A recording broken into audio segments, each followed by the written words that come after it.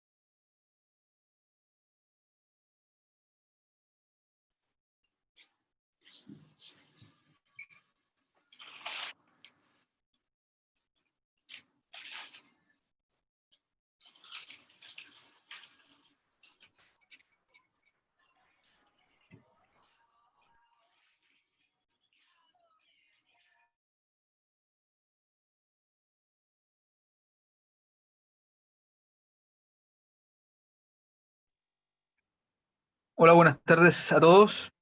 Espero estén bien. ¿Me escuchan bien? Hola, profe. Sí, sí, se lo escucha bien. Perfecto, súper.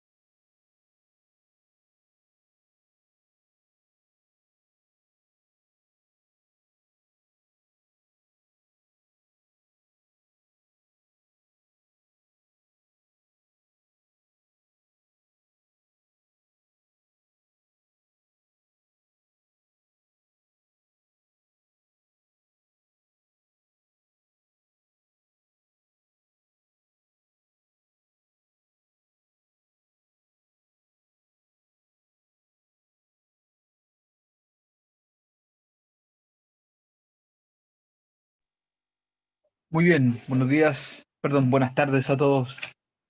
Estamos a punto de partir. ¿Tienen alguna duda antes de empezar?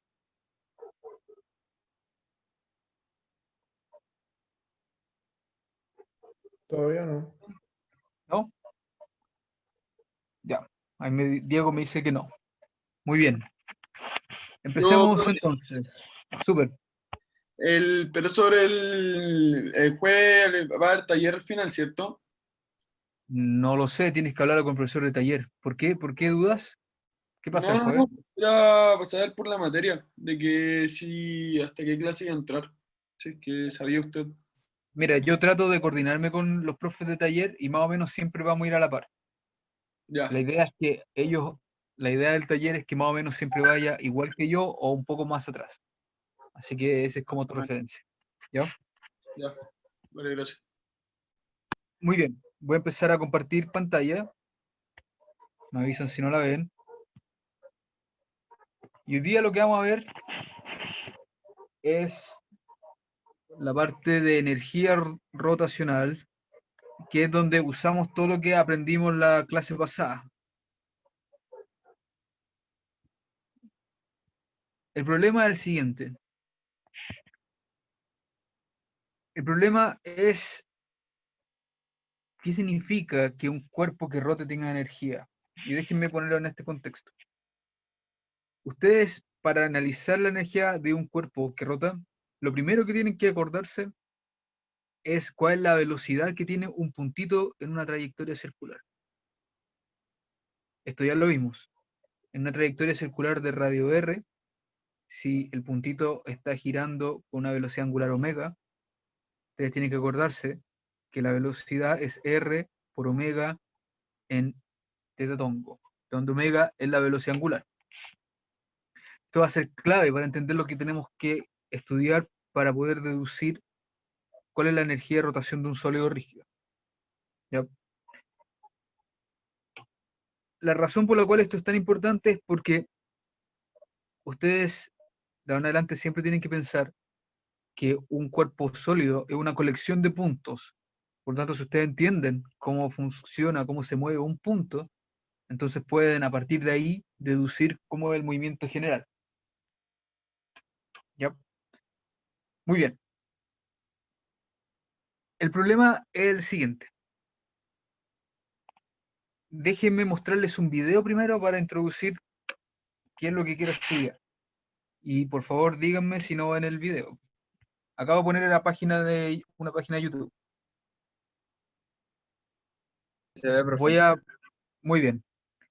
Este es un plano inclinado en el que hay tres figuras geométricas. Una esfera, un anillo y un disco. Todos tienen el mismo radio y todos tienen la misma masa. La pregunta es, ¿quién llega primero al final del plano inclinado?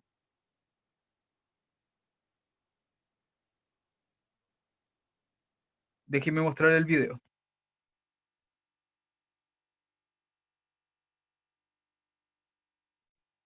Voy a repetir. Voy a repetir de nuevo. Si a ustedes les parece natural que no lleguen igual, me tienen que decir por qué. Y si no les parece natural que lleguen distintos, entonces me tienen que decir por qué la esfera llega primero. Porque tienen Por la distintos super- coeficientes de roce, de Mira, roce dinámico. lo que tú dices tienes razón, excepto que es un poquito más profundo. Supón tú que puedes despreciar el roce cinético o dinámico. Obviamente para que las cosas rueden tienen que tener roce estático, ¿sí? Pero supón tú que puedes despreciar cualquier tipo de roce dinámico, roce cinético. Aún así lo que estás viendo en el video, aún así pasa.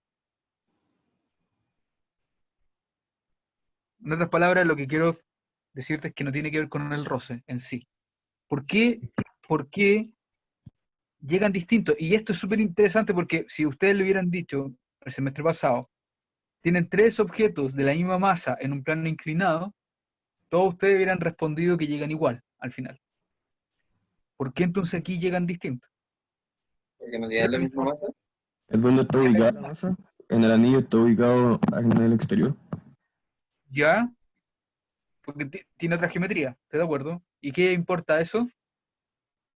Necesita mayor energía para acelerar, creo. ¿Quién acelera? Eso es una buena acotación. ¿Quién está acelerando ahí? ¿A qué te refieres para acelerar? ¿A quién? A la aceleración centrípeta ¿De quién? Nota de que esto es un... del Como el objeto. anillo tiene la masa en su exterior, necesita mayor energía para hacerlo rotar. ¿Qué? Primero, déjenme responder una cosa. Noten que estos son sólidos rígidos, ya no son puntitos girando. Es todo el sólido el que gire, por lo tanto, definir una aceleración centrípeta es un poco complicado. ¿Sí? La aceleración centrípeta vale para un puntito. En cambio, aquí está todo el cuerpo girando. La segunda, el comentario que dijeron ahí es porque la masa está distribuida en el borde. ¿Y eso cómo influiría? en la carrera que estaban viendo acá? Tiene que ver Porque porque nota, por ejemplo, sí, dime. tendría que ver porque al estar el anillo, eh, tener la masa distribuida eh, hacia los exteriores, tiene más masa que las otras figuras, No, pero haciendo tienen toda la misma fuerza. masa. No sé si, Tienen toda pero la misma masa. sí, pero tiene una concentración de masa mayor, haciendo fuerza hacia el lado contrario del giro del objeto. Espérate, no entiendo qué tiene que ver la distribución de masa con las fuerzas. Porque a ver, la gravedad está empujando hacia abajo, Sí, a los tres. sí, pero Con la misma fuerza, sí, sí, porque pero tienen los la misma otros masa. dos, es que los objetos al girar ¿Ya? tienen que levantarse como la parte de atrás. No sé si me entiendes, que es como, No, lo entiendo muy bien. es que al girar tienen como que levantar una parte de sí mismo para que pueda girar el cuerpo entero. El momento de inercia en el caso del anillo es mayor. Eso es ¿Por lo que, qué? porque la masa está distribuida en el exterior. ¿Y qué pasa con la esfera? ¿Por qué gana si la masa está distribuida en toda la esfera? En su Al estar momento, más en el medio del objeto que está girando, es más fácil hacerlo rotar. Todo lo que ustedes están diciendo está correcto. Déjenme ponerlo en contexto matemático formal. Pero antes de hacer eso, y me voy a salir de acá, antes de hacer eso, déjenme plantearle otra duda importante para que se den cuenta de cuán fundamental es este problema. Quiero preguntarle a ustedes, y a lo mejor esto les puede parecer fuera de contexto, pero no lo es. ¿Qué es la masa de un cuerpo? Es una pregunta que, insisto, está dentro del contexto de la clase y ustedes tienen que respondérmela ahora. Piensen que su hermano chico de tercero básico les pregunta, ¿qué es la masa? Y ustedes como estudiantes de ingeniería tienen que saber responder esto. ¿Qué es la masa? Es La la cantidad de materia en un cuerpo. perturbación que hacen los átomos en el espacio. Algo, me acuerdo, una cosa como de mecánica cuántica y con el campo de Higgs, una cosa más No, así, pero no me acuerdo muy no tiene, específico cómo es. no tiene nada que ver con mecánica cuántica, ni con el campo de Higgs, ni nada de eso. Es de hecho ¿Ah? más profundo que eso. Y tampoco tiene que ver con ¿Más? espacio, porque si ustedes meten la cantidad de materia, por ejemplo, en el espacio, están definiendo densidad realmente. ¿Qué es la masa en sí?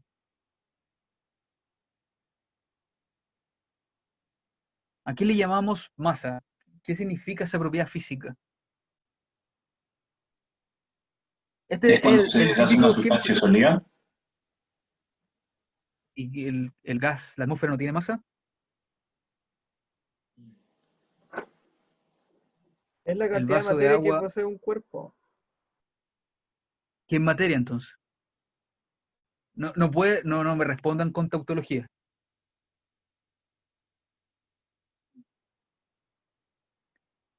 ¿Qué es? A ver, este es el típico ejemplo de algo que han usado toda su vida, pero en realidad nunca nadie les dijo, y ustedes tampoco pensaron qué era realmente. Y para ser sincero con ustedes, la respuesta a esta pregunta es completamente difícil. No se sabe muy bien lo que es la masa hoy en día. No hay una definición realmente concreta de lo que es. Lo mejor que se puede hacer es la definición que les voy a dar ahora, que no es satisfactoria, pero sin embargo sí nos dice algo. La masa es simplemente la medida de la inercia. Nada más. Y la inercia, sí sabemos lo que es. La inercia es un estado fundamental. Y está de hecho definido en la primera ley de Newton. Es lo que ustedes llamarían reposo o movimiento rectilíneo uniforme. Y la masa es lo que mide cuán difícil es sacar a los cuerpos de ese estado fundamental. Por eso aparece en la ley de Newton. Lo que quiero decir con esto es que lo que ustedes llaman masa es lo que formalmente, lo que coloquialmente ustedes dirían que es lo que cuesta a ustedes mover un cuerpo. Formalmente aparece la segunda ley de Newton diciendo que para que ustedes saquen un cuerpo del estado de inercia, ustedes tienen que aplicar una fuerza. Y esa fuerza produce una aceleración, o sea, produce un movimiento que es proporcional a la masa. Entonces la masa mide cuánto pueden sacar ese cuerpo. ¿Por qué esto es importante? Porque ustedes hasta este punto han visto puntitos, puros puntos. Y en el punto que tienen masa, ustedes definen el movimiento a través de la ley de Newton y por lo tanto la masa aparece ahí como una cantidad física que mide cuánto se han salido del estado de reposo o movimiento rectilíneo uniforme. La masa es la cantidad física que mide la inercia.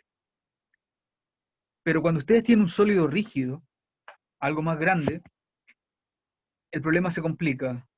¿Por qué? Porque piensen en un rígido como ese. ¿De cuántas formas se puede mover este sólido rígido? Se puede mover de dos. Una es una traslación.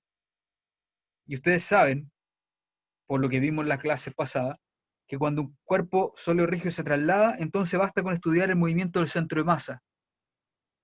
En ese caso, la masa está ubicada en el centro de masa y por lo tanto mide la inercia traslacional del cuerpo. Pero ¿qué pasa con el otro movimiento? Que es rotación. El otro movimiento de rotación que puede tener un cuerpo, un sólido rígido, también tiene que tener una inercia asociada. O sea, tiene que haber una cantidad física que mida cuánto a ustedes les cuesta hacer rotar un cuerpo. Que no puede ser la masa, y ese es el punto importante. Y la razón por la que no puede ser la masa es porque la masa mide la inercia traslacional. Y lo que a ustedes les interesa ahora es la inercia rotacional. Entonces, ¿cuál es esa cantidad que mide la inercia del cuerpo? Lo que se llama comúnmente momento de inercia. Y eso es lo que vamos a demostrar ahora. Cómo el momento de inercia mide esta salida de la inercia rotacional de un cuerpo. Y eso es lo que explica, vamos a ver también, por qué en el plano inclinado las tres cosas se mueven distinto. ¿Quedó claro todo el discurso que di antes de calcular? Sí. Sí, profe. Muy bien. Ahora déjenme hacer el cálculo de verdad. Obviamente no me puedo quedar en puras palabras, tengo que hacer el cálculo. Supongan que es un sólido rígido, cualquiera. Da lo mismo la forma, da lo mismo la masa. Es un sólido rígido, el cálculo que voy a hacer ahora es completamente general. Ahora, la primera cosa importante que ustedes tienen que darse cuenta es que cuando un sólido rígido rota, siempre rota a través de un eje. Ese eje puede ser cualquiera, en cualquier dirección y en cualquier lado. Podría estar aquí si quisiera, ¿sí? Pero tiene que estar. El eje rotación define la rotación. Déjenme dibujarlo ahí, pero insisto, lo que voy a hacer ahora es independiente de donde ustedes pongan el eje. Basta con que exista un eje.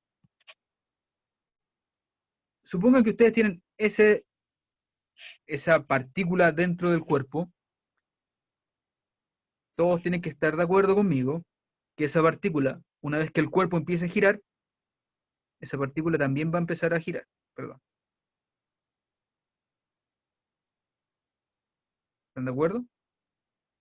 Y lo más interesante es que esa partícula empieza a girar en una órbita circular. Ahora, es difícil si no lo ven en el dibujo en dos dimensiones, pero es cosa que se lo imaginen y lo piensen un poco. Cualquier cuerpo, cualquier sólido rígido que gire por algún eje, hace que cada partícula que lo compone gire en un círculo, donde este círculo tiene algún radio y ese radio es perpendicular al eje de giro. Por ejemplo, esta partícula, voy a llamar partícula J, va a girar en un círculo de este tamaño. Y ese va a ser el radio, RJ. Y ese radio es perpendicular al eje de giro. En otras palabras, cada vez que haya un eje de giro, las partículas que componen el sólido giran en una órbita circular. Siempre. No pueden girar de ninguna otra manera. La otra parte importante es que la frecuencia angular con que gira el sólido es idéntica para cada partícula que compone el sólido. La frecuencia angular mide cuánto ángulo se recorrió en cierta cantidad de tiempo. Noten que eso significa, automáticamente, que cada partícula del cuerpo tiene que girar igual, con la misma frecuencia angular. Pero noten que cada partícula, al estar a distintos radios, tiene distinta velocidad. No así la frecuencia angular, es todo igual. ¿De acuerdo? Esto es súper importante por lo siguiente. Supongan que yo quiero calcular la energía cinética de la partícula J. Ustedes ya saben calcular la energía cinética. Es simplemente un medio por la masa de la partícula J por la velocidad de la partícula J al cuadrado. Eso es. Ahora, como cada partícula J en un sólido rígido está girando en una órbita circular, entonces la magnitud de la velocidad de la partícula J es simplemente el radio de la partícula J por la frecuencia angular. Noten que esa frecuencia angular es la de todo el sólido, por lo tanto es constante. Lo único que va a cambiar para la velocidad de cada partícula va a ser el radio. Así que, déjenme anotar aquí, la energía cinética de cada partícula dentro de este sólido es un medio mj rj al cuadrado por omega al cuadrado. Muy bien. ¿Alguna duda hasta acá?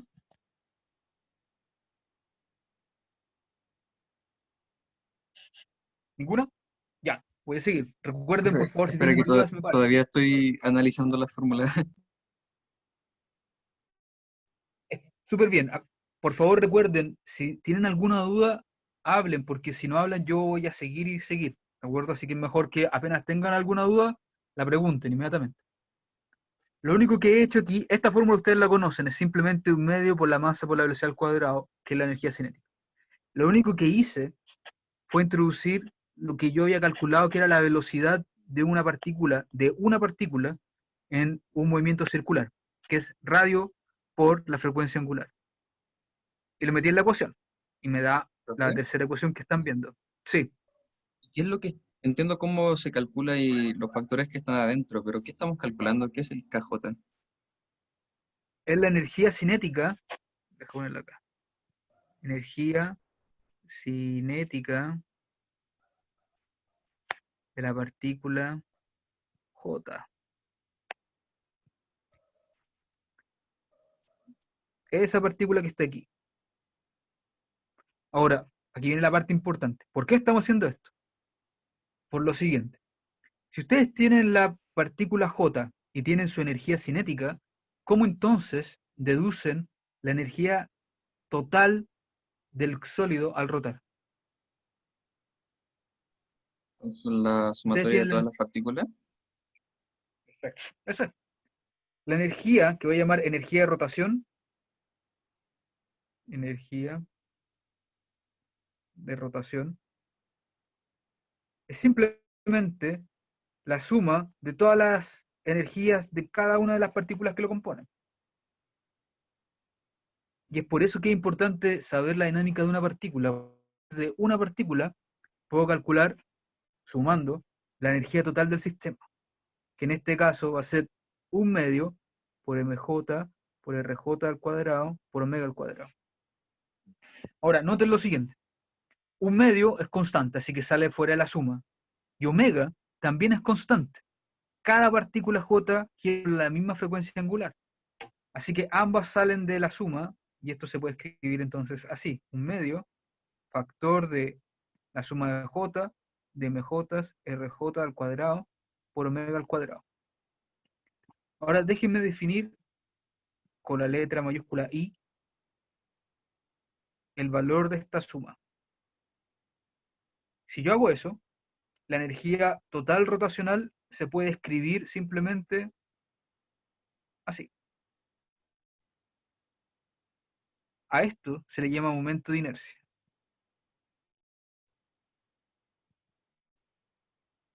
Y hasta ahora son puras definiciones, pero déjenme mostrarle y contarle lo que significa realmente.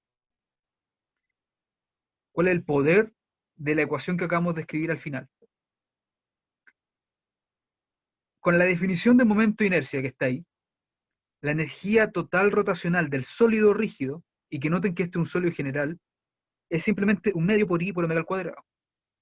Noten que la última ecuación encuadrada es muy parecida a la primera ecuación encuadrada. En vez de tener la velocidad, la última ecuación tiene la frecuencia angular. Y en vez de tener la masa, tiene el momento de inercia. Aquí se ve claramente el significado del momento de inercia. En la primera ecuación, en la de energía cinética, la masa es la medida de la inercia translacional. Por lo tanto, en la última ecuación, el momento de inercia es la medida de la inercia rotacional. El momento de inercia me dice cuán difícil es sacar un cuerpo del reposo para hacerlo rotar. Y aquí aparece algo que se dijo en el video, no me acuerdo quién, el que lo diga, diga yo fui, y es que hay mayores o menores momentos de inercia. A mayor momento de inercia, más energía rotacional tiene el cuerpo. Se puede ver claramente en la ecuación. Y obviamente, a menor momento de inercia, menor energía rotacional va a tener un cuerpo. Ahora, piénsenlo al revés. Si ustedes tienen un cuerpo, un sólido rígido, y ustedes lo quieren hacer rotar, entonces ustedes tienen que gastar cierta energía. Ustedes van a gastar más energía en hacer rotar un cuerpo que tenga mayor momento de inercia. Y van a gastar menos energía en hacer rotar un cuerpo que tenga menor momento de inercia. Por lo tanto, el momento de inercia, tal como está definido, mide esa cantidad física. Cuán difícil es hacer rotar un cuerpo. Noten además que la gracia de la última ecuación es que el momento de inercia depende solamente de las propiedades del cuerpo, depende de las masitas y de las distancias al eje de rotación. De nada más. Por lo tanto, una vez que encuentran y conocen el momento de inercia, pueden hacer girar ese sólido rígido a cualquier frecuencia angular y siempre tienen el resultado listo. Lo único que importa en realidad del problema es el momento de inercia. ¿Ya? Déjenme volver a escribir esto. Entonces, ¿qué gracias tiene el momento de inercia? A ver, aquí hay varias cosas que tengo que son advertencias para ustedes. Primera advertencia. Ese R que está aquí es el radio de la órbita circular de cada masita. Recuerden que eso significa que una vez que se establece el eje de rotación, ese R es la distancia o el radio de la órbita que es perpendicular al eje de rotación. ¿Por qué es importante entender esto? Porque si ustedes cambian el eje de rotación, cambia el momento de inercia. Si alguien ahora les dice a ustedes, este es mi eje de rotación, entonces esta masita tiene SR ahora. Y si otra persona les dice ahora que es este momento de inercia, o déjenme hacer algo más extremo, por ejemplo, ese momento de inercia, entonces, ahora esa es el R que importa. Si les dan este eje de rotación, entonces ese es el R que importa. Ese R que está ahí es el radio de la órbita, por lo tanto siempre es perpendicular al eje. ¿Y por qué les digo esto? Porque muchos de ustedes van a tener la tendencia de aprenderse de memoria los momentos de inercia. Y eso no tiene ningún sentido. Como pueden darse cuenta del dibujo, hay infinitos momentos de inercia para un solo cuerpo. Porque un solo cuerpo va a tener un momento de inercia dependiendo del eje en el que rote. Y por lo tanto, como hay infinitos ejes de rotación, hay infinitos momentos de inercia. ¿Queda claro esa parte? No vale la pena aprenderse de memoria ningún momento de inercia. es mucho mejor y mucho más fácil aprender a calcularlos, porque de esa manera me pueden dar cualquier eje y simplemente sé cómo encontrarlo. Muy bien. Ahora, otra cosa importante. Como el momento de inercia depende del eje, entonces, cambiando el eje, voy a cambiar el momento de inercia. Además, la expresión que acabo de escribir es una expresión, como ustedes ya saben, para un sistema discreto de partículas, por eso hay una suma. Y en el mundo real, muchas cosas no son un sistema discreto, sino que es un sistema continuo.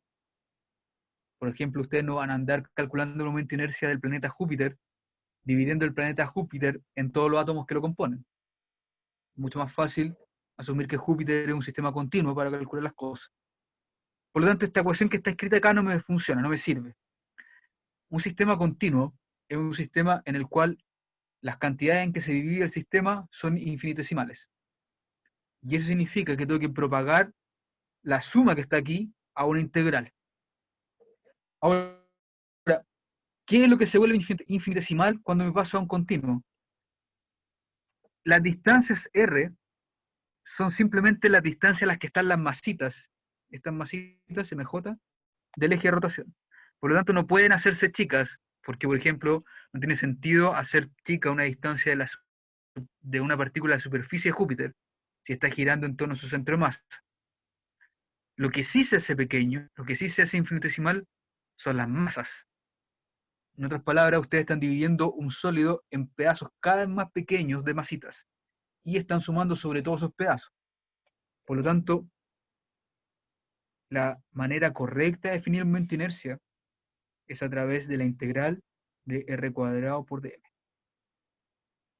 Noten que la misma ecuación de arriba, estoy sumando sobre todas las masitas que están a una distancia r de un eje de rotación. Y esa es la ecuación que vamos a usar.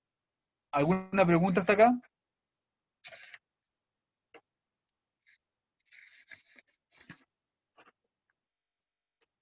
Muy bien. Ahora, no se tienen que asustar, esto ya lo hemos hecho. ¿Cómo resolver estas integrales? Ustedes saben que tienen que transformar los diferenciales de masa en diferenciales de distancia o de espacio usando la densidad. Así que ya saben cómo hacer esto. Vamos a hacer problemas, pero ya deberían haberle perdido miedo a las integrales. Si ustedes, dos cosas importantes, si ustedes le tienen miedo a las integrales, por favor no les tengan miedo, es solamente práctica. Tienen que enfrentarse a ella y calcular y calcular.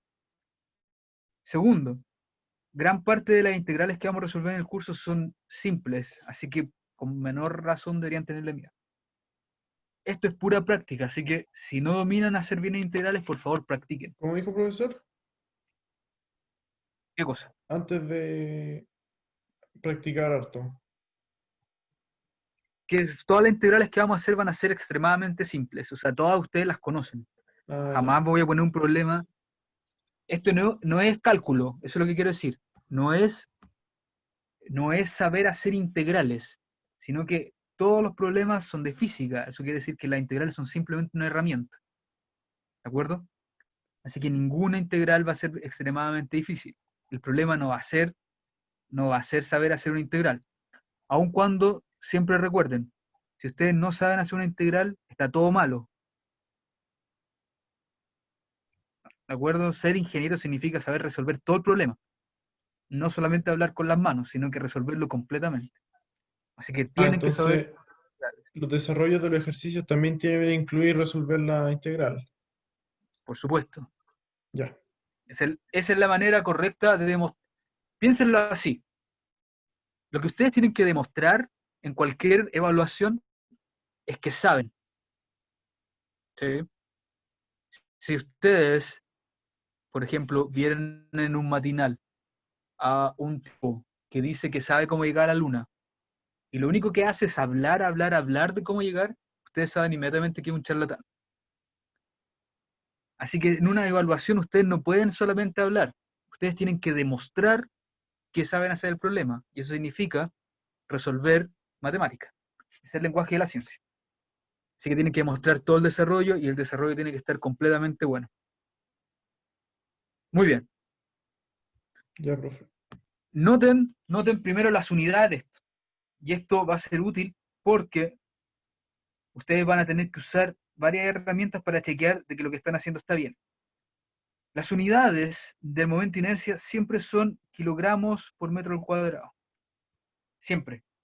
Así que si alguna vez ustedes en algún cálculo de momento de inercia les sale algo que no tenga esta unidad, saben inmediatamente que se equivocaron. Por lo tanto, si ustedes me entregan un problema en el cual la unidad esté malas en el problema, se equivocaron 2 veces, porque tuvieron la oportunidad de chequear que lo estaban haciendo bien. Ustedes van a tener varias herramientas para saber cuando están haciendo algo mal sin que haya nadie a su alrededor. Una de esas herramientas es chequear siempre las unidades, siempre. Hagamos el primer caso de momento de inercia para demostrar realmente lo que quiero decir con todo esto. Hagamos una barra, y esta barra vive en una dimensión. Eso quiere decir que tiene largo L y tiene masa M, nada más. No tiene ancho. ¿Ya? El cálculo más simple que voy a hacer va a ser hacer pasar un eje de rotación por el centro de la barra, que noten que corresponde también al centro de masa de la barra, de forma que es perpendicular a la barra. Y esto va a girar así. ¿Ya? La pregunta es, ¿cuánto vale el momento de inercia? Noten, por favor, que el momento de inercia que vamos a calcular es para un eje de rotación que pasa por el centro de la barra de forma perpendicular a la barra. Es así de específico. Y por lo tanto, como pueden ver, no tiene ningún sentido aprenderse la memoria. Es mejor calcular. Lo primero que hay que hacer es calcular la densidad. Como ustedes ya saben, la densidad de este cuerpo es masa partido en largo, que es una densidad lineal. Ahora, si ustedes eligen un pedacito pequeñito de la barra, tal que ese pedacito tiene una masa de m y tiene un tamaño de x, todos tienen que estar de acuerdo conmigo, por lo que hemos visto en las clases anteriores, que el diferencial de masa es lambda por dx. Si no me creen, la manera más fácil de demostrar esto es integrando, y se van a dar cuenta que al integrar llego a demostrar la definición de la densidad, así que está bien. Además, esto es lo que significa que la densidad sea constante. Perfecto. Ahora, noten que el eje de rotación está establecido, entonces yo necesito encontrar a qué distancia está este pedacito girando desde el eje de rotación. Esa distancia es ese pedazo ahí, que le voy a llamar X. ¿Ya? Por lo tanto, lo que tengo que resolver ahora es esto. La integral de R al cuadrado por dm. Recuerden, R es la distancia radial que es perpendicular al eje de rotación. Eso significa que este pedacito de m está haciendo una órbita circular cuando la barra rota. En este caso le estoy llamando x. Así que va un x cuadrado. Y el de m es lambda por dx. Así que esto es una integral que mide, que está integrando las distancias de la barra. El problema entonces es definir los límites de integración. Si yo pongo mi sistema de referencia en el eje de la barra, entonces este sería el 0, y todos tienen que estar de acuerdo que este extremo es L medios. Mientras que este otro extremo sería menos L medios. Por lo tanto, los límites de la integral van a ser menos L medios a L medios. ¿Por qué tengo que poner el 0 en el eje? Porque recuerden, las distancias, para calcular el momento de inercia, las distancias radiales que definen el radio de la órbita de cada pedacito de masa, se definen desde el eje de rotación. Así que ahí siempre tengo que poner el 0 para calcular el momento de inercia. Ahora el problema es calcular nomás. Lambda sale la integral, y este es de menos L medios a L medios de x cuadrado de x. ¿Cuánto vale la integral de x cuadrado? X al cubo por Esta 103. integral es... Muy bien. Así que esto es lambda por x al cubo tercios evaluada entre L medios y menos L medios. Entonces esto es lambda tercios multiplicado en L medios al cubo menos L medios al cubo. Noten que el menos que está al cubo también se vuelve un menos, así que esto en realidad es una suma.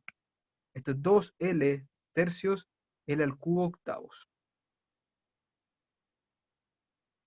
Ese 2 se cancela con ese 8, queda un 4 y queda un 12, así que tengo 1 sobre 12.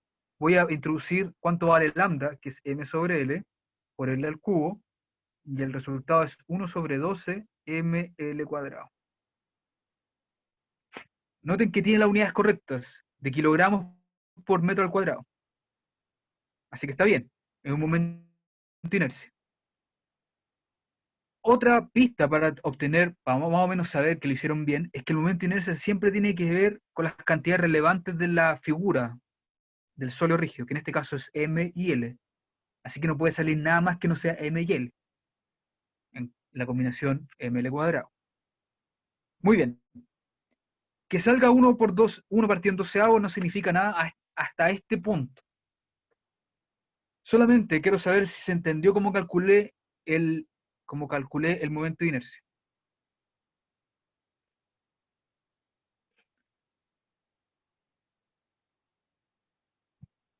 Muy bien. Déjenme hacerlo de nuevo.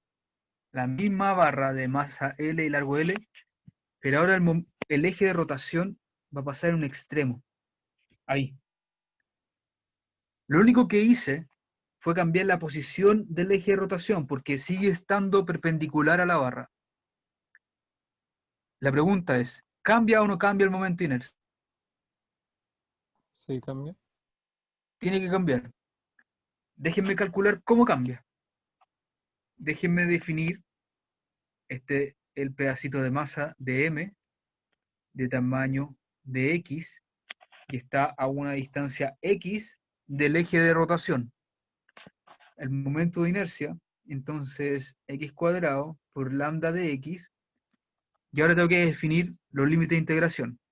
Noten que los radios que están aquí tienen que ir de 0 a L para integrar toda la barra. Así que esta integral ahora queda lambda por X al cubo tercios de 0 a L. Lo único que cambié fueron los límites de integración. En otras palabras, está en los límites de integración la codificación de que moví mi eje de rotación. El resultado es simplemente lambda tercios por L al cubo, que si reemplazo la definición de lambda, me da ml cuadrado tercios, que es distinto al momento de inercia anterior. Es distinto. Y es distinto porque cambié el eje de rotación. Pregunta, ¿quién es más grande, este o el anterior? ¿Este? Este es más grande. Primero, como ustedes ya saben, la energía rotacional es un medio por I omega al cuadrado. Por lo tanto, que el momento de inercia de esta barra con este eje sea más grande, significa que requiere más energía rotacional. O sea, si ustedes la quieren sacar de reposo, les va a costar más hacerla girar desde un extremo que desde el centro. Sin embargo, ¿qué quiere decir también que sea mayor este momento de inercia? Aquí tiene algo con lo que alguien dijo durante el video.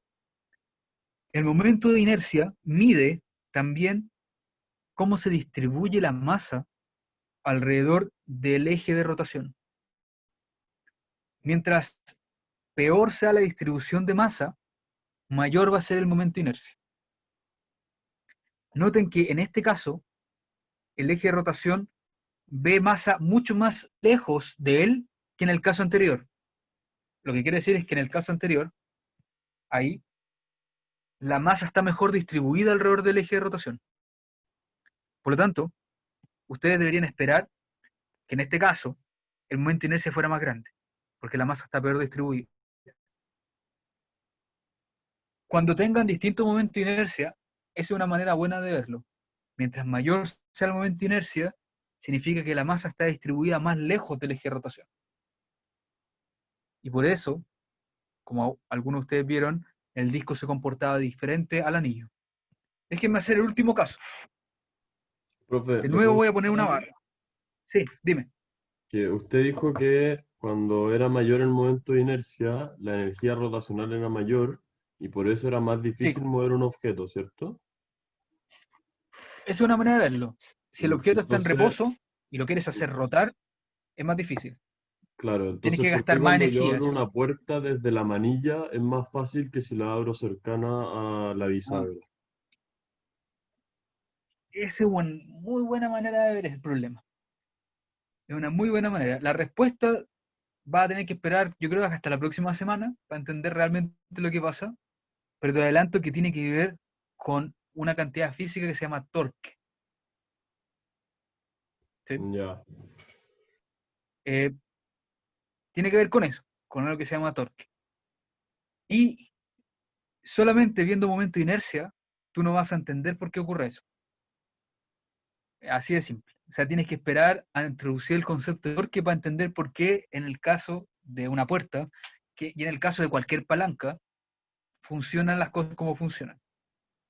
Solamente para que te haga una idea, a lo mejor te ayuda un poco a entender, antes de que lo veamos realmente, eh, la manera en que funciona una puerta es exactamente igual a cómo funciona una palanca, que es exactamente igual como funciona la gata de tu auto. Es lo mismo, es exactamente igual. La razón por la que tú puedes levantar un auto con la gata es exactamente la misma razón por la que puedes abrir una puerta.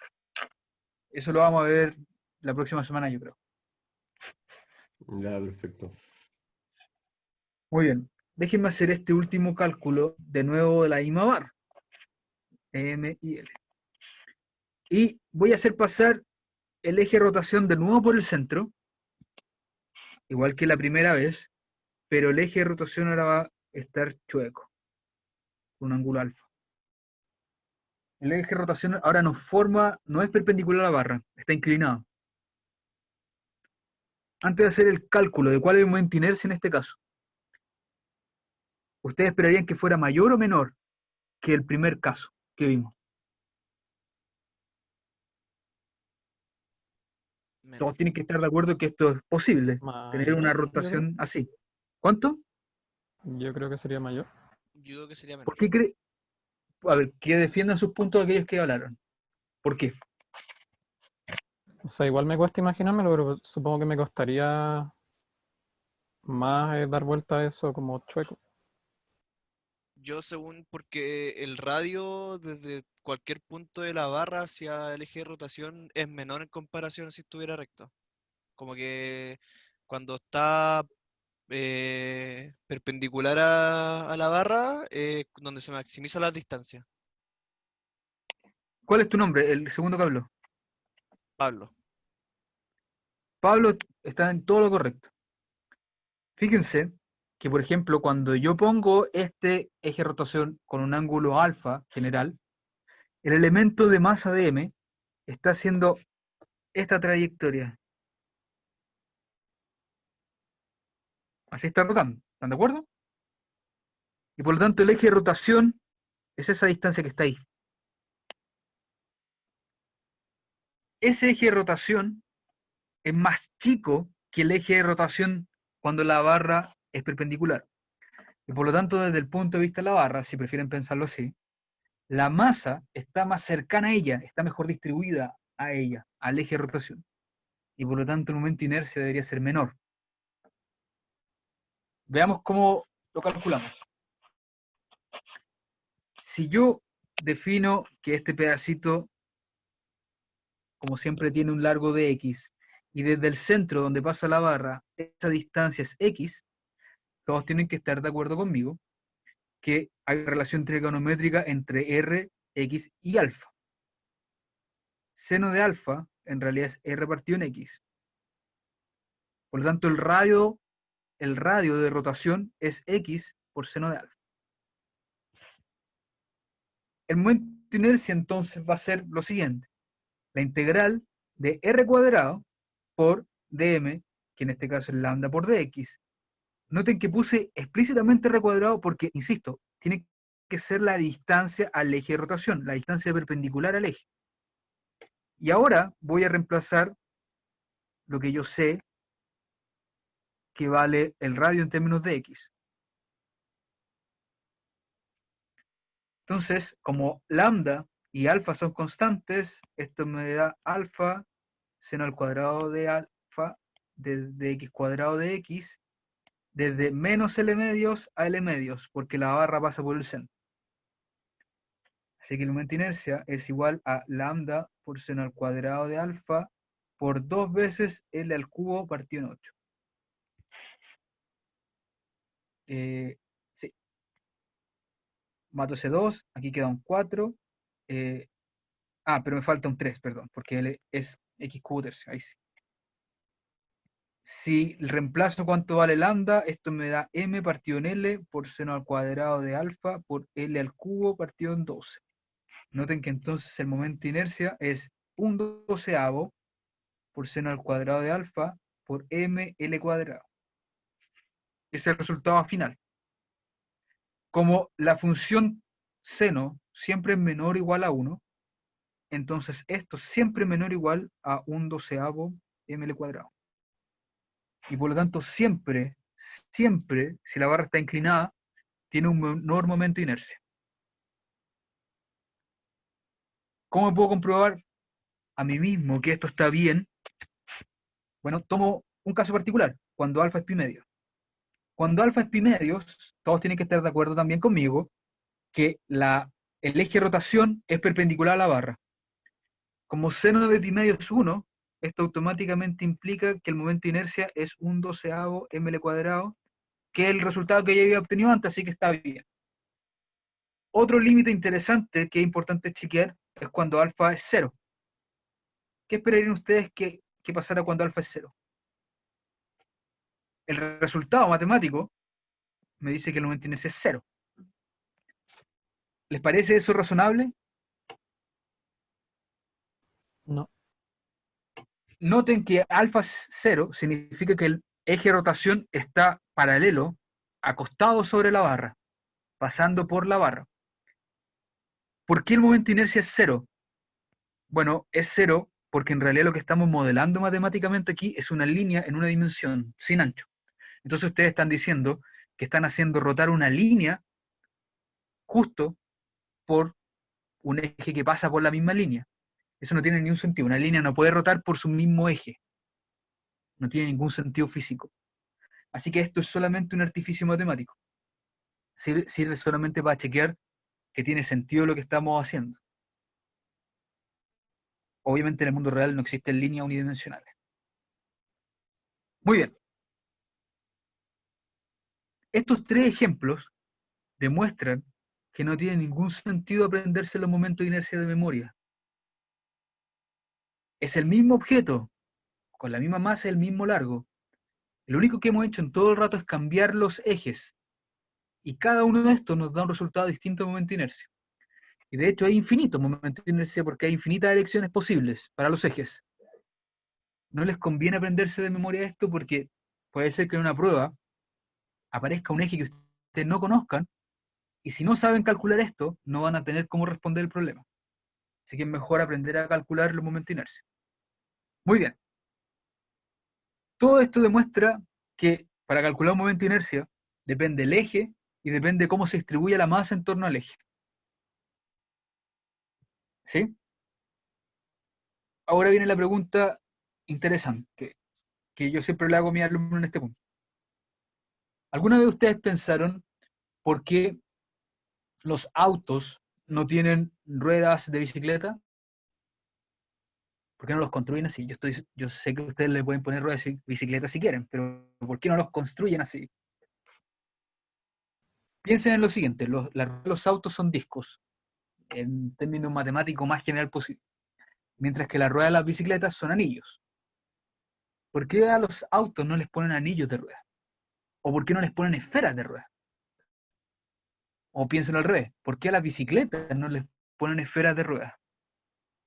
¿Lo habían pensado alguna vez? Yo pensé que sería porque es muy caro, más barato hacer un anillo que una esfera. Más pesado. Bueno, en el caso de la bicicleta es porque la inercia para El poner... anillo, no se escuchó nada al final. Repite, por favor. Que en el caso de la bicicleta, creo ¿Ya? que como la inercia de una esfera es mayor que la de un anillo, eh, al ciclista le va a costar mucho más mover la esfera que el anillo. Y en A ver, lo de ese los punto es autos, clave. No, es al revés. Bueno, lo de los autos no podrían, bueno, o sea, con una rueda que es mucho más ancha, tienen mucho más contacto con el piso, mucho más agarre que como si fuese una esfera. olvídense a ver, varias cosas. Una, diseñar una bicicleta o diseñar un auto es extremadamente complicado. Ustedes tienen que tener muchos factores, ¿sí? Así que concéntrense en lo que saben con respecto a lo que hemos visto ahora.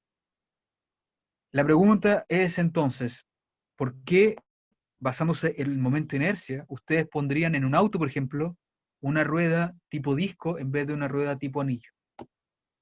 Que el disco es menor. ¿Qué es menor? Requiere menos energía acelerar el disco que el anillo. Tú dices que el momento de inercia del disco es menor que el del anillo. Sí. ¿Por qué? ¿Por qué dices eso? ¿Por Repartida qué la es masa. por algo? La otra está repartida toda alrededor del radio y esta la tiene repartida por toda el área del círculo. Perfecto. A ver, ese punto es importante porque antes de poder calcular el valor exacto, les da una indicación de cuáles figuras, cuáles sólidos tienen mayor o menor momento de inercia. Un disco tiene una masa distribuida mejor en torno al eje de giro, que pasa, por ejemplo, a través del centro de masa, comparado con un anillo, en el que toda la masa está distribuida en un borde. Por lo tanto, el mayor momento de inercia le corresponde al del anillo. Y por lo tanto, si el anillo está en reposo, el auto tiene que gastar más energía para transformarla en una energía rotacional de sus ruedas para que avance. Ese punto es importante, porque si ustedes están diseñando un auto, hay que tomar en consideración todos los factores que le ayuden, o sea, que les perjudiquen el gasto energético de su auto. Ahora, esto es hablando siempre por encima, obviamente es mucho más complicado diseñar una rueda de auto. Pero hagamos el cálculo más fácil de un anillo, para ver si lo que acabamos de decir tiene sentido o no. En el anillo, toda la masa está distribuida en el perímetro. Esto tiene masa M y tiene radio R. Y voy a poner el eje de rotación en torno en el centro del anillo, por ahí. ¿Ya? Esto está girando. Quiero calcular el momento de inercia de esto. Primero, si el anillo tiene masa M y radio R, uno esperaría que en el momento de inercia aparecieran combinaciones de M y R, de alguna manera. Nada más. Segundo, lo que hay que calcular para calcular la integral, primero, es la densidad. ¿Cuál es la densidad de este anillo?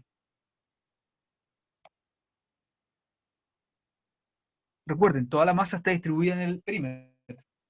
Así que la densidad es la masa dividido en el largo, que en este caso es 2πr. Si ustedes eligen ese pedacito que está ahí como un diferencial de masa, entonces este pedacito tiene un diferencial de largo. Y ese diferencial de largo, ustedes ya saben que es r por d θ, donde el ángulo de θ está ahí. Por lo tanto, ustedes saben que dm, el diferencial de masa, es simplemente la densidad por r por d θ. Y si no me creen, es cosa que integren para que lleguen a la definición de densidad.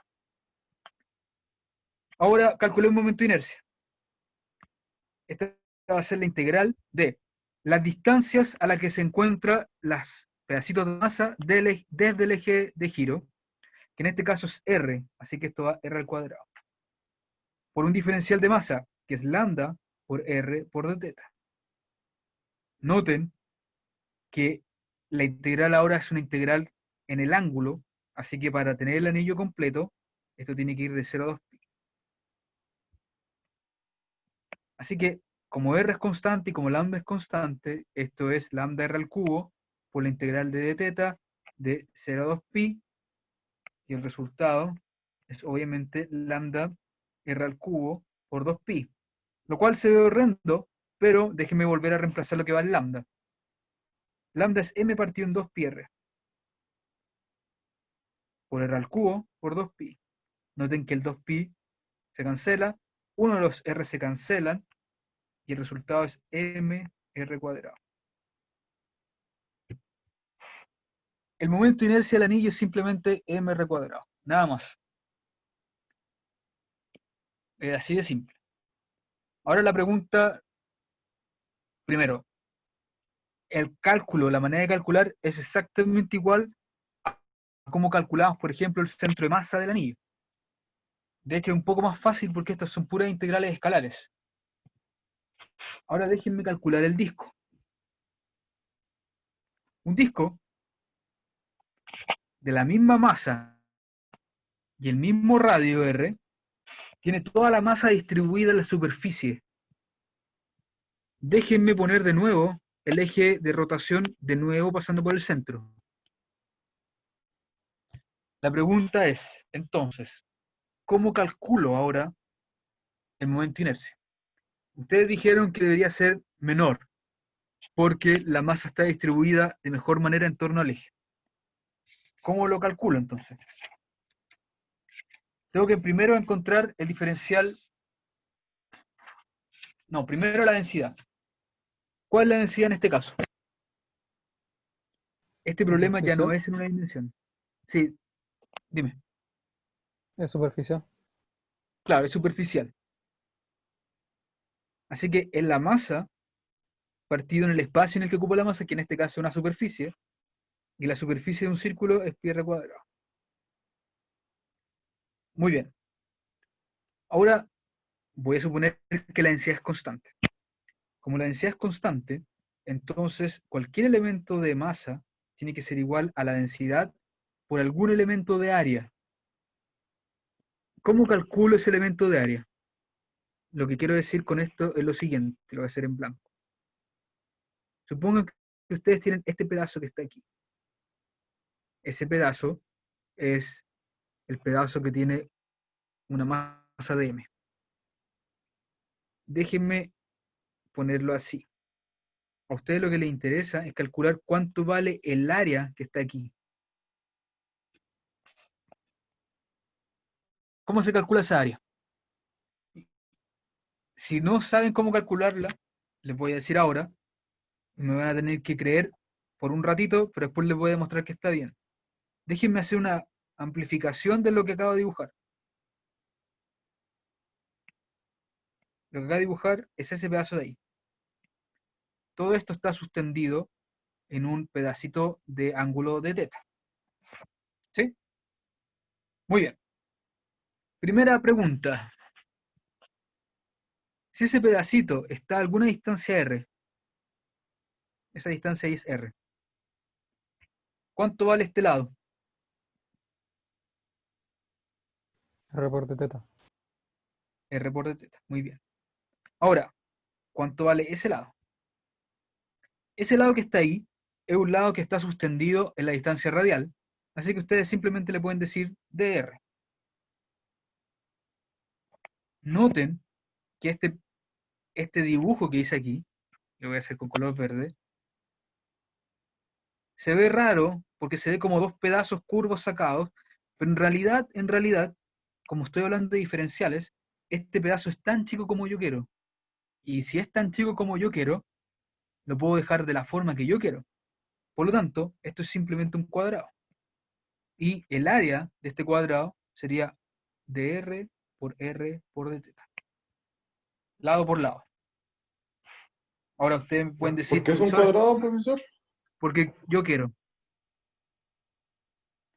Esa es la explicación súper científica que te doy. Pero piensa esto.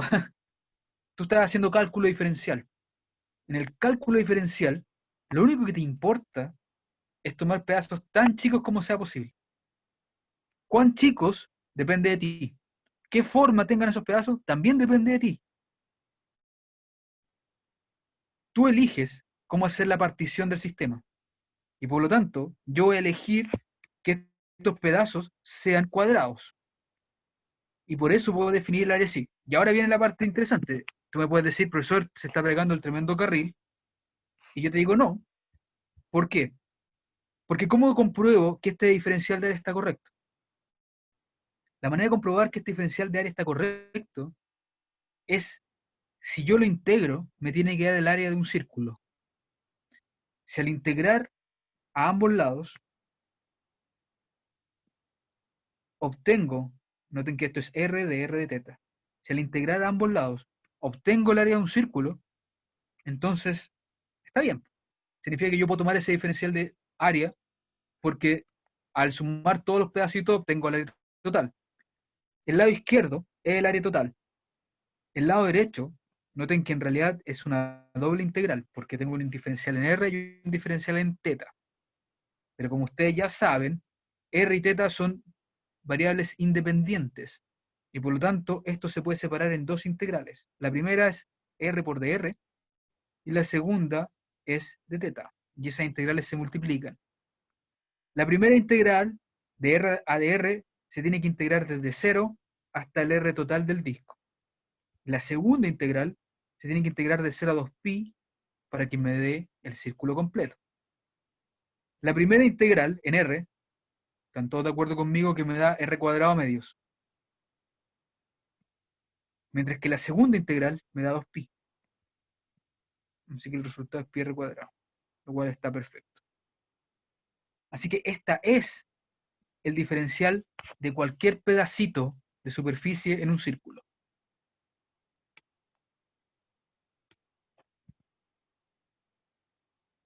Les doy una pista, un spoiler alert, para que ahora sepan cómo sacar pedacitos de tanto área o de superficie, como ustedes quieran, de cualquier elemento, con cualquier forma.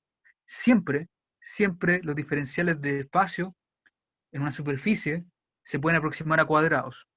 Y siempre los diferenciales de espacio en un volumen se pueden aproximar como cubos. Así que esa es la clave.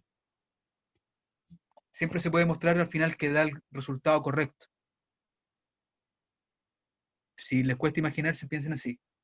Si ustedes tienen una esfera y esa esfera la separan en cubos, en pedacitos cúbicos, tan chicos como ustedes quieran, para todos debería ser obvio que la suma de todos esos cubos me da la esfera entera. Básicamente la noción del píxel. Muy bien. Ahora, quedé aquí.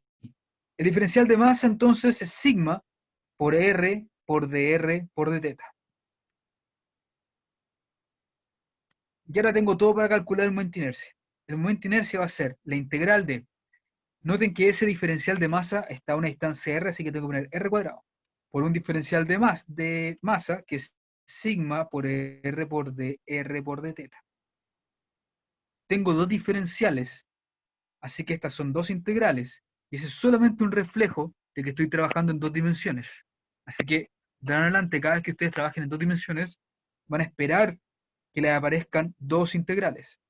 Pero de nuevo, esto no es difícil, porque las dos variables r y teta son independientes. Así que saco sigma fuera de la integral, me queda una integral primero, que me da un r al cubo por dr, que va de 0 a r, multiplicado por una segunda integral, que va de 0 a 2pi en teta. Así que esto es sigma por 2pi. La integral en r al cubo me da r a la cuarta partido en 4. Y esto se ve feo, pero déjenme volver a meter lo que va de la densidad. La densidad es m partido en pi r cuadrado, esto multiplicado por 2pi por un r a la cuarta partido en 4. Noten que un pi se va, ese 2 se va con ese r cuadrado se va con ese, y el resultado es un medio mr cuadrado.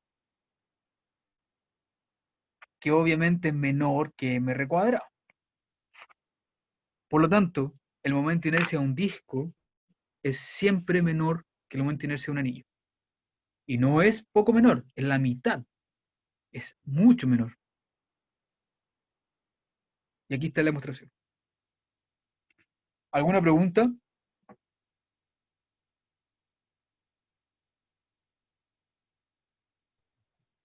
No, profe. ¿Puede devolverse al cálculo del ¿Anillo? MR cuadrado? Ahí. Recuerden que igual esto yo lo voy a subir, así que lo van a tener hoy día en la noche, en el Drive. Sí, pero para poder ver. Una pregunta nada que ver. Ustedes pueden bajar cosas del Drive, ¿cierto? O sea, lo que estoy subiendo lo pueden bajar.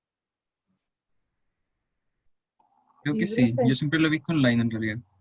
Pero no importa. Lo que me importa es que se vea, que lo Sí, sí, puedan sí. ver. El video, ya, muy bien. Muy bien. A ver, esto puede parecer complicado, pero insisto, no lo es. A lo mejor es complicado porque por primera vez lo ven, pero después que lo practiquen se van a dar cuenta que en realidad es lo mismo que han hecho hasta ahora en cálculo. Todas las integrales dobles son simplemente multiplicaciones de integrales simples. Así que no es más difícil que todo lo que han visto hasta ahora. La parte más difícil tal vez de este cálculo, y perdón por cambiar la diapositiva, puede ser esta parte. Pero eso también es pura práctica, porque noten que en realidad es simplemente dibujar un cuadrado infinitesimal donde identifico cada lado. Y ambos lados son súper fáciles de identificar. Y también la Profe, práctica les va a dar intuición de cómo encontrar esto rápidamente. Sí, dime. que no me quedó completamente claro porque entiendo que puede ser tan pequeño como uno quiera, Sí. pero igual nunca va a ser un cuadrado perfecto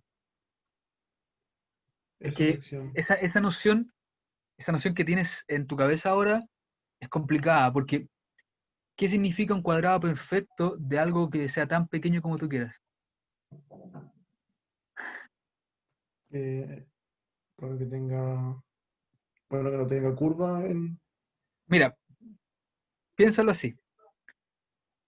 Yo estoy de acuerdo contigo de que lo que dibujé ahí no es un cuadrado. Estoy de acuerdo. Pero piensa lo siguiente. Ese de teta que está ahí, ¿estás de acuerdo que el problema son estos lados? Déjame dibujarlo aún más grande. ¿Lo puedo dibujar acá mejor?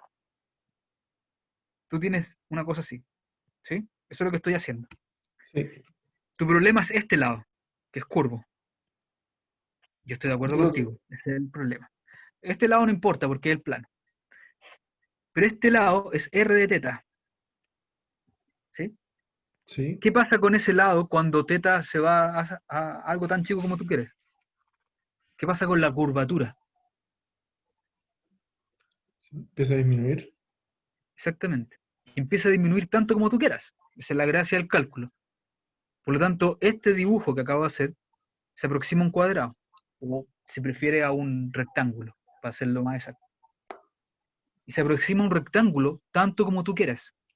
Ahora, si te complica verlo de esa manera, no hay ningún problema, salvo que tienes que estar de acuerdo que si yo hubiera partido al revés y te hubiera dicho que este es el elemento de área, tú no hubieras podido objetar nada porque demostré que este es el elemento de área.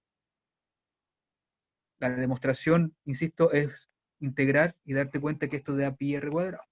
Sí, lo demostró. Entonces lo que quiero decir es que tú lo puedes ver de dos maneras. Lo puedes ver de la manera gráfica, de darte cuenta que en realidad esto siempre se puede aproximar a un rectángulo, porque este lado curvo se vuelve tan plano como tú quieras que se vuelva. O la manera matemática es decir, bueno, este es el pedazo diferencial que me dio el profesor, y yo sé que está bien, porque al integrarlo me da el área total. Ahora, a mí no me gusta esa segunda manera que te digo. No me gusta que repitan lo que yo les digo, sino que me gusta que ustedes lo puedan construir. Y la manera más ¿Profe? fácil de construirlo es que, déjame terminar el tiro, te digo. La manera más fácil de construirlo es que ustedes se den cuenta que esto se aproxima a un rectángulo tanto como ustedes quieran que sea. Sí, dime.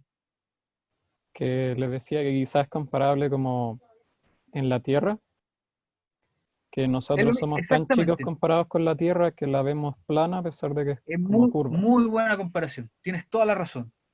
Muy, muy buena.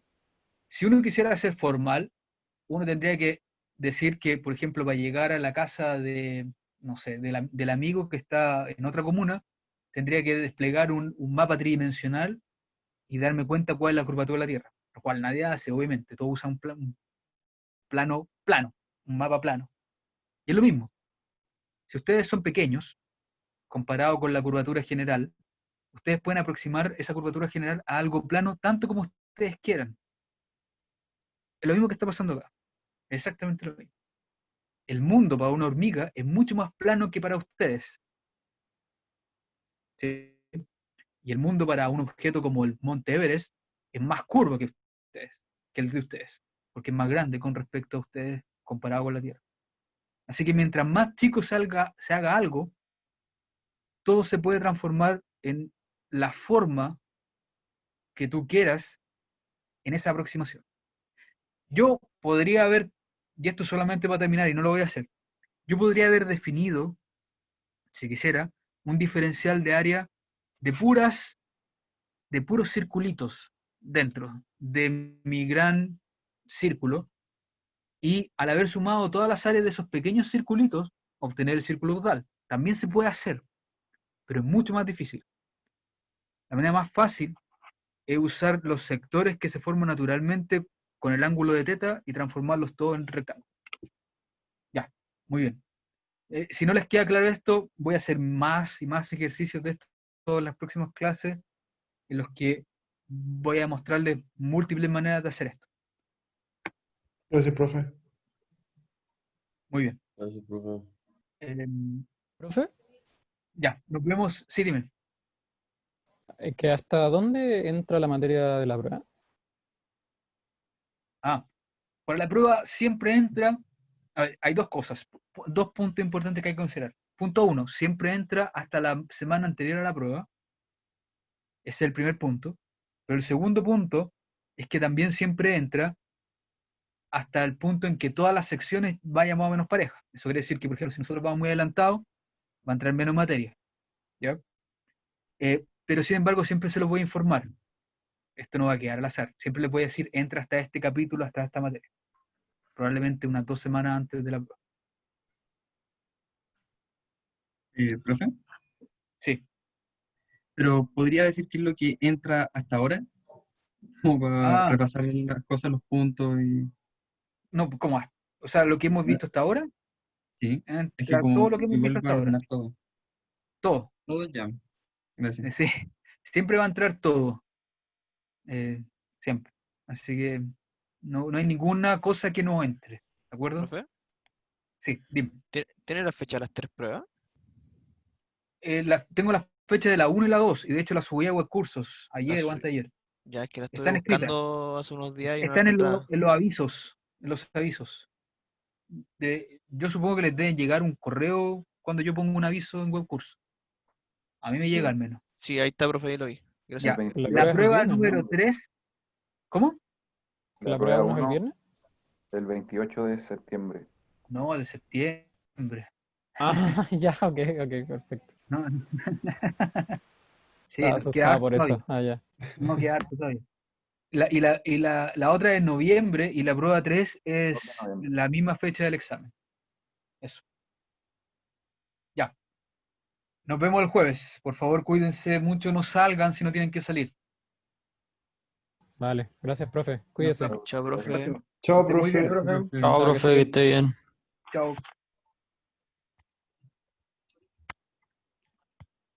Profe, además de las grabaciones, ¿usted dejó ejercicios de esto? No, los ejercicios los tienes tú en el libro y en la bibliografía que está en el syllabus. Es tu responsabilidad sentarte y ojalá estés muchas horas haciendo los problemas. Eso es lo que se requiere de ti. Ya, voy a buscarlo, profe. Gracias. Oye, si tienes algún problema que no puedas hacer, tienes total libertad de presentarlo a la clase y lo hacemos, ¿de acuerdo? ¿Sí? Sí. O sea, si estás complicado algún problema, plantearlo en la clase y al menos trato de hacerlo en la clase.